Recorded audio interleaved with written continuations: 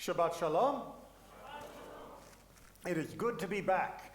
Not that I went far, but it's good to be back in the building. We had a rough start to our vacation with COVID running through the family, but we were in good care of each other and we all came through with relatively mild cases. But that meant that we had lots of time to sit and watch YouTube videos. The epitome of what a relaxing vacation should be. We actually came across a channel that has now become a favorite of ours called Wilderness Cooking. Anyone here seen this one? Oh, you've seen it at my house, yes. That doesn't count.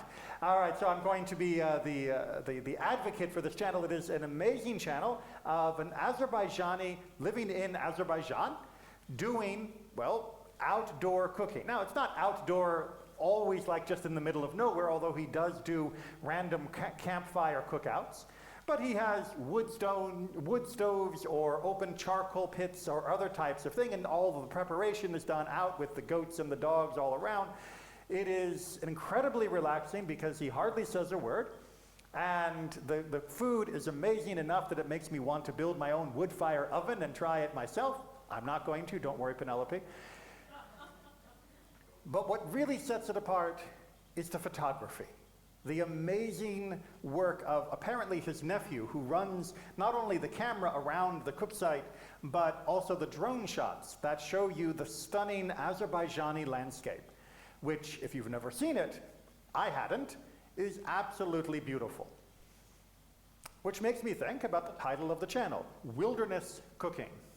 Well, wilderness, if we were going to render that into Hebrew, would be Midbar, right? Ba Midbar, in the wilderness. Midbar is a wilderness.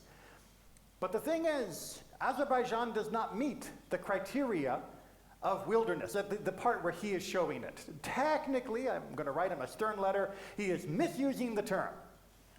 Because what does wilderness mean in Ba Midbar, in the wilderness sense of Hebrew? There's nothing. So it's just a void.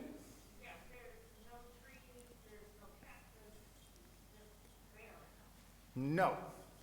I don't get to say that to my mother often. But no. We are very accustomed to thinking of wilderness as being desert, in the Sahara Desert kind of motif.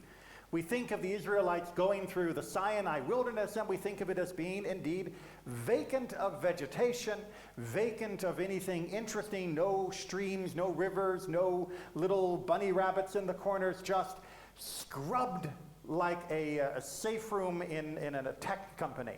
But that is not the Hebrew definition of a desert or a wilderness. That is much more the meteorological or geological or geographical definition of a wilderness or desert. The Hebrew definition of wilderness is actually very, very simple. No idiot wants to live there. It is the uninhabited places. It is the uninhabited places. And from the Wilderness Cooking from his YouTube videos, you can see every now and then that he's not actually in the middle of quite nowhere. The drone shot will pivot and you'll see there's actually the village that he's in. And occasionally you'll see the village kids come over to eat some of the amazing stuff he's cooking. You realize he's not exactly Bamidbar. He's not exactly in the wilderness. He is not living in the uninhabited spaces. He is living on the edge of the inhabited spaces. Not quite the same thing, as we find out in this Torah portion and some of the ones that have just come. Because it is that midbar and not midbar, going between the settled and unsettled areas, that is the theme of the entire book of Bamidbar. It is not coincidental that this is the first significant word that is found as the title for this entire section, and the concept of being in the middle of nowhere is at the heart of what we are supposed to be learning from this book of the Torah. Because how are we actually living there? Right? That's the whole point of the Midbar. No one lives there. But for 40 years, we are living there. That is the irony that is built into the title of this book of the Torah. That is the irony built into this entire section of the Torah, which is lost if you only think about the wilderness as being some geographical feature. We are supposed to be struck by every page that we're actually living there. It'd be the equivalent in the modern language of saying, and we spent 40 years on the moon. And people would go, 40 years on the moon? How do you spend 40 years on the moon? I can get that you go out and you do a little orbit or something. Maybe you land and take off again, but 40 years on the moon? What are you, nuts? That's not possible. No one can live on the moon for 40 years. The Torah expects us to have that same reaction, but because we are unfamiliar both with the geography, but even more with the language, we get lost in translation. We don't quite understand the shocking nature of what Bamidbar is trying to show us. What does it mean to be living there beyond the margins of inhabited space? What does it mean to be living away from everywhere else and living in quite literally no man's land? A land that is incapable of supporting people. How are we doing that? God. God. This is the miracle. Better than the whole Egyptian Exodus thing. Sure, wars happen, fights happen, all of it. The miracle is that we're living in the middle of nowhere and we don't die for 40 years. That our nation persists. It doesn't exactly grow, but that's often our own fault. But it persists. And we do so because God is helping. Whether it be the water, which is first brought in honor of Miriam and then departs, as we see in this week's Torah portion. Whether it be the shelter of the cloud of glory, which according to our teachings was in the honor of Aaron and then departs in this week's Torah portion.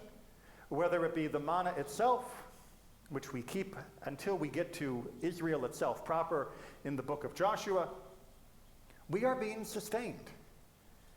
Moses himself points out this incredible fact in the book of Devarim, Deuteronomy, when he tries to summarize the incomprehensible rejection that Israel has made of God.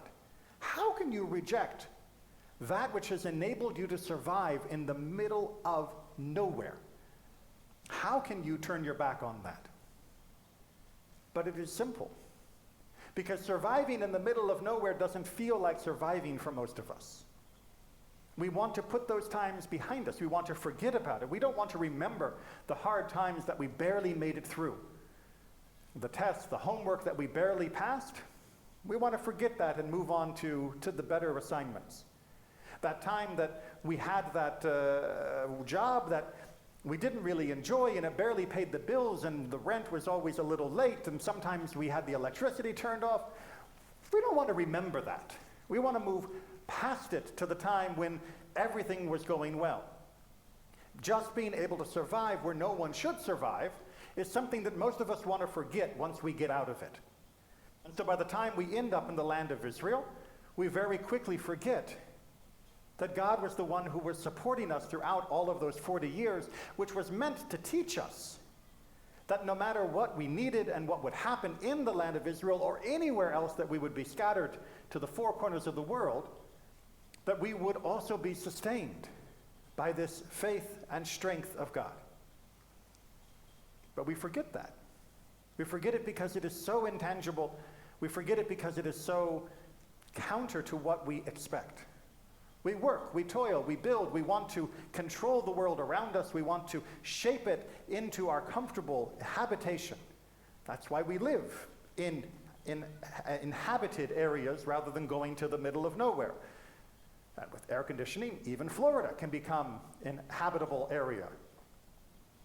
But when we do so, we forget that whether it be in a place of habitation or of non-habitation, whether it be in the wilderness or not, we live everywhere with the strength and purpose that God has shown us through the Torah. We don't always have it easy, but even when we do or don't, too often we are blinded to what is there to help us, to sustain us. Even when we reach out and find it, it doesn't always feel like we found it at that time. It is easy to become negligent for that which carries us through those hard times. It is easy to try and forget the hard times and in the process forget the miracles that sustained us, that buoyed us through those times.